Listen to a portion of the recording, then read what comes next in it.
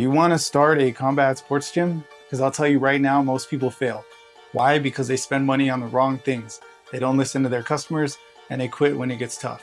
I want to make sure that doesn't happen to you. So here's 20 quick tips to build a gym that lasts, in no particular order, because they're all equally important. All right, number one, if you're working full-time, don't tell anyone what you're planning, your friends, your job, your parents. This can only end bad. Even if your job does not have specific verbiage in your contract about you not working another job, then they can still use it against you if you're talking about it. Number two, come up with as many ideas for revenue as possible, preferably ideas that don't cost any money to start, like classes geared towards different demographics, private classes, personal training, whatever. Here's an example. I'm going to be starting a boxing-based strength and fitness class along the lines of CrossFit for people who don't want to get hit, but they still want a good workout. Number three, constantly refine your strategy and structure. For example, since day one, I've been fine-tuning my age groups and my class times to what's best suited for our mission, our culture, and our customers. Number four, when you find something that works, lean into it.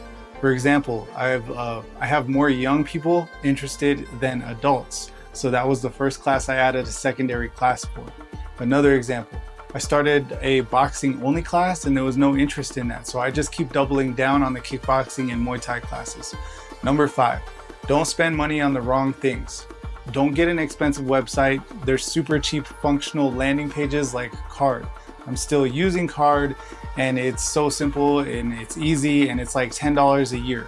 Don't buy a subscription anything. You don't need email services. You don't need scheduling appointments. You don't need automation apps. That stuff adds up. Number six, focus on branding. Figure out your colors, your logo, your culture. If you can't draw or design, that doesn't matter. This is the one thing that you're allowed to spend money on, if anything, because you don't need a logo at first, but if you want one, I would say that's pretty important. So go to Fiverr, look at some logo designers, find one you like, spend $50, make it clean and simple. Make sure you get the PNG versions with different colors and buy the package that comes with revisions. Best $100 I've spent. There's an even cheaper way if you just want a super minimalist clean logo. Go to design.com, type in what you want, fix the colors, and download your logo for $15. Remember, if you need help with any of this stuff, reach out to me. You can do a free Q&A call with me, or you can download my notes on 6 easy steps to start a boxing gym, and that's free. Number seven, every time you have an idea, do a test run, try it out. You never know. If it flops, cancel it, forget it. Learn and move on to the next idea. Here's an example. I tried doing classes on Sundays. I tried different times on Sundays, worst idea ever. Long story short, nobody wants to train on a Sunday. Number eight, if you're serious, give up most of your time-wasting activities.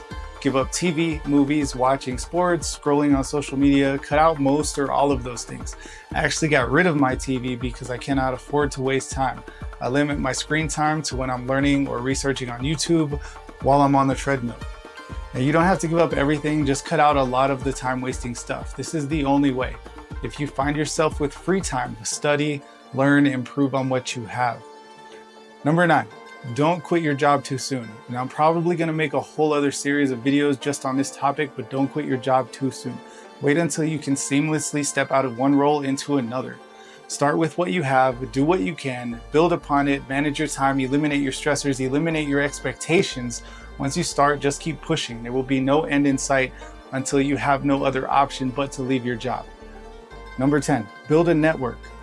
If you're starting like I did with borrowed or public space, you need to start talking to people about space because the time to act on this will come sooner than you think. And you'll need to be ready and you'll need to have options. Number 11, constantly work on your business plan. Constantly rework how many people you can have in each class, figure out how much you need to charge them, figure out how many people you need, and work on new ideas for acquiring customers. Number 12, social media and SEO. Figure out what's missing in your area as far as combat sports and fill that need. If you think nothing is missing, then people may be looking for a different coaching style or a different culture, or maybe just different hours of operation.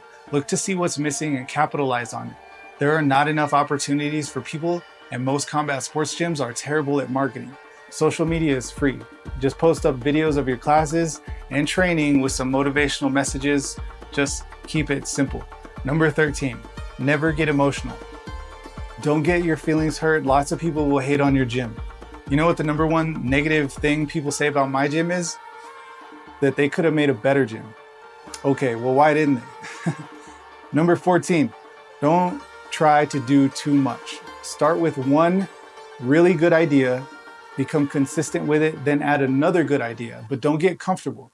As soon as something works and it's sustainable, move on to your next idea or your next project. Number 15, prioritize your health.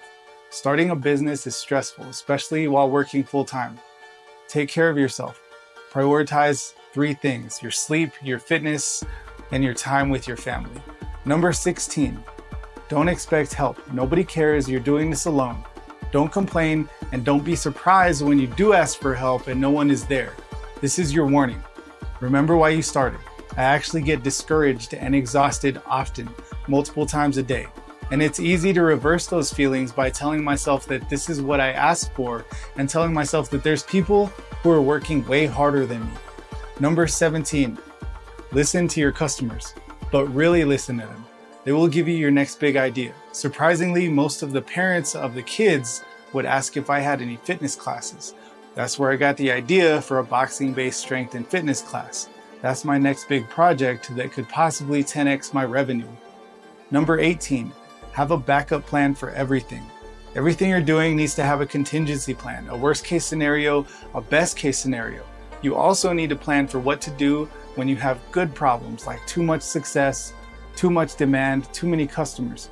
Be ready to prevent those problems before they happen.